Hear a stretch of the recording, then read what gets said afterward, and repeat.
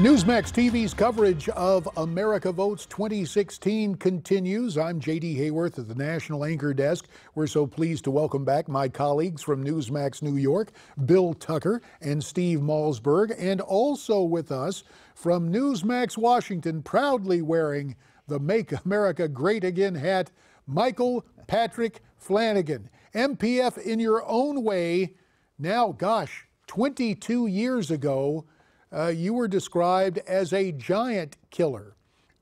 Donald Trump is standing tall tonight, prepared to stand astride history.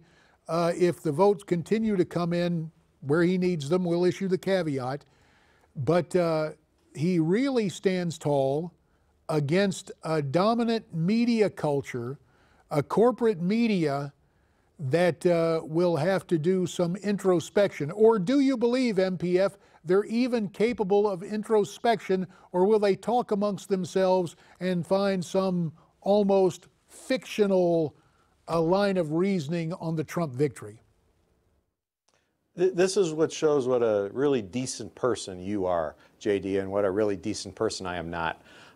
They will never get it. They don't get it. They don't want to get it. They have no interest in getting it. When Hillary called half of the Trump supporters deplorable, Bill Kristol and that crowd nodded and said, yep, they are. And they don't get it. They're absolutely waist deep in Washington. It's all about me. It's all about my success. It's all about my narrow ideology. It's all about everyone conforming to my way of the view. And there is no bringing them around. A, they don't want to come, and B, they don't see it. They just don't. You cannot make the blind see on this one. And it's going to be, the Republican Party is not split, it's not divided, it's not cracked open. What it's done is it's shed its skin, and even if Mr. Trump should not win tonight by some oddity, he should not win tonight, the Republican Party is now in a form where these guys are gone. They're just yesterday's news. You might as well become Democrats because you have no home anymore, and you certainly aren't going to take this over again. So just go away. And Bill, you know, you and I talked about this, and I'm sorry, Congressman. It's funny because that you say they don't get it, because that's exactly what Bill and I were saying during the break. Exactly. And Bill, you know, the thing here is you can't let them get away with it. If Donald Trump wins, you can't treat these in bed with the DNC, these people who've been exposed, the Gloria Borges who said, I'm in GOP hell, to John Podesta, the ones who reached out to Podesta and said, I'm a hack. You can't, if you're Donald Trump, I'm sorry. I know you're going to be president of the United States, but you could pick and choose who you sit down with, at least for one-on-ones. Don't go on Anderson Cooper's show. Don't go to Jake Tapper. Don't go to these people who have trashed you and maligned you. I hate to say this, make them pay. The way I look at this is they've exposed themselves. I don't think anybody needs to do anything here. I don't think Trump needs to make them pay, as Steve says, because they are going to pay, and they're paying tonight, as a matter of fact. But what I think if I were in Mr. Trump's shoes, and we all are kind of excited about the idea of being in a like-minded mind's shoes, but if I were him, I'd say I want my pool back. You know, the press club is only a block and a half away. That's where you guys are at from now on. This incestuous relationship with the press and the president is over. I'll send a guy over to talk to you every day. I'll come over every so often and give you a press conference. But this living in my hip pocket thing is done. I want my pool back. That's what that used to be, the pool room there. Out with y'all, off the White House grounds. And there's nothing wrong with that. And I think if you break that incestuous cycle, when a liberal gets back in, and it will happen one day, they'll be away. They'll have permanent distance, and that'll be good. That'll be good for the Republic. It'll be good for the press. It'll be good for the president. Talking about distance, perhaps this is the best way to deal with the situation. David Gergen, who of course showed his malleability, swapping from advising Ronald Reagan to going over to help Bill Clinton, Gergen told a story about how he thought when President Reagan got to Washington, it would be good for President Reagan to reach out to Clark Clifford. Now, Clark Clifford was one of the old hands in Washington. Lyndon Johnson made him Secretary of Defense in the waning days of that administration after Bob McNamara left. Clark Clifford, in his arrogance, had referred to Ronald Reagan as an amiable dunce.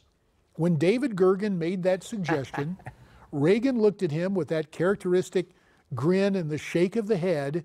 and said, no, I don't think so. And so a president can be engaging, can be friendly, but perhaps in this passive-aggressive world, perhaps Tucker's advice is the best. Just freeze them out. They don't exist. And establish a kind of orderly interchange with people.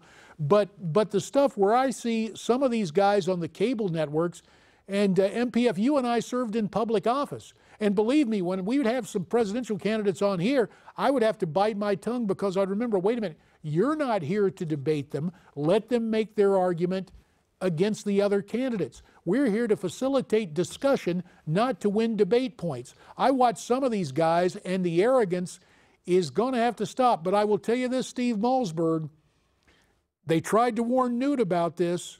They have to say, you have to understand the press and the Democrats are going to bite back. And if there was a failing in '94, despite the contract with America, and I think MPF will back me up on this, Newt tried to be accommodating to the press, and they came right after him. So there needs to be the respectful distance that Mike Flanagan talks about. Would you concur in that, Brother Malzberg?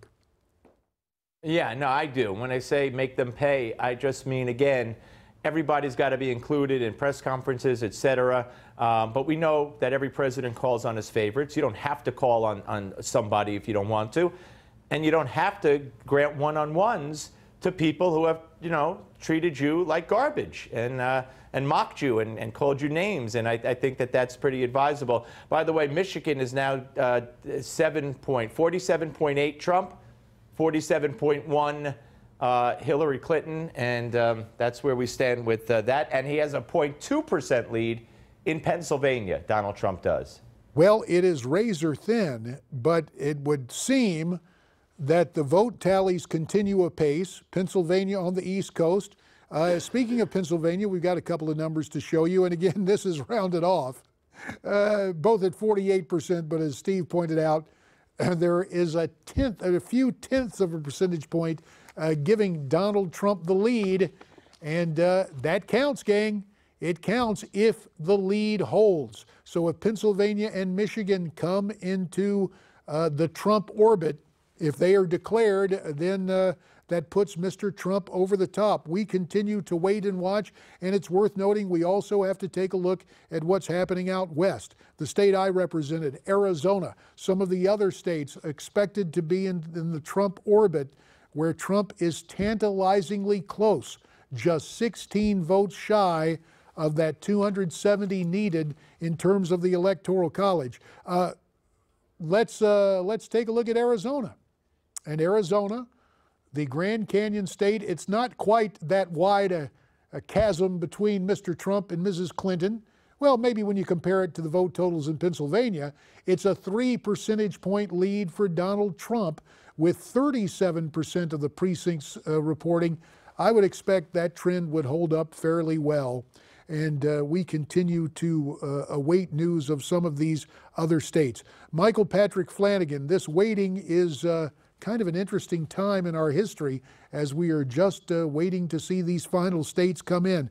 What is on your mind tonight as one who got behind Trump early and has been blogging and has been broadcasting, saying good things about the billionaire businessman?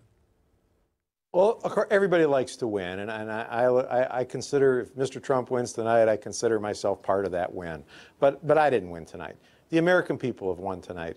And what we've talked about with the press, what we've talked about with the establishment here in Washington, what we've talked about with the corruption in the Democrats, you don't have to read too much in WikiLeaks to find that, has all been exposed. It's all been dragged into the sunshine. And whatever happens later tonight, tomorrow, that is going to be a reality that no one can ignore. And the press will, continue to go back to the way they are. But it's a business that's owned by the very old and run by the very young, and no one has any real interest in sharing the news. It's about selling soap.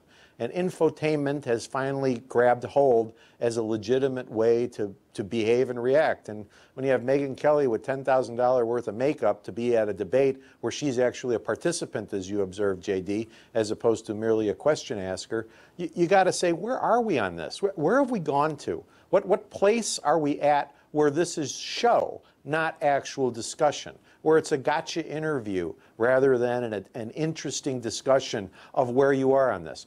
I think a national security debate should be run by the chairman of the Joint Chiefs of Staff, who shows up in his uniform and asks hard questions of the both guys and then just listens for answers. How commanding and wonderful would that be? But it'll never happen because the media runs these things. So there's some structural changes that have got to happen. The debate commission's got to go. The parties have got to come to a better solution on how to do these things. And I'll tell you, a lot with campaign finance reform has got to go out the window. The whole idea of doing that was to drive down the prices of election. It's had the opposite reaction. And we've got to look at that real hard, too. Well, the system is on the verge of breaking. But you know, that's going to be a real interesting thing. David Bossie of Citizens United, the assistant campaign manager for Mr. Trump, made the argument about First Amendment rights. Bossie works for Trump now. Trump has made a very populist argument. It may not be specifically about campaign finance reform per se, but he does want to change the way Washington looks. It'll be interesting to see the reform package that comes up legislatively that Mr. Trump and his administration, should he be fortunate enough to win, and he's 16 electoral votes away, and we think they're going to come momentarily. Guys, we'll ask you to hang in, and those of you at home, we want you to stay here with us. You've come all this way as we're now approaching 12:30 in the East, or 12:20 a.m. We would like to know who you voted for, and why don't you let us know by going to newsmaxpolls.com. The polls will close in Alaska at the top of the hour, but in between, will Trump get the necessary 270? We'll be here, and we hope you will be too, as our coverage of America Votes 2016 continues.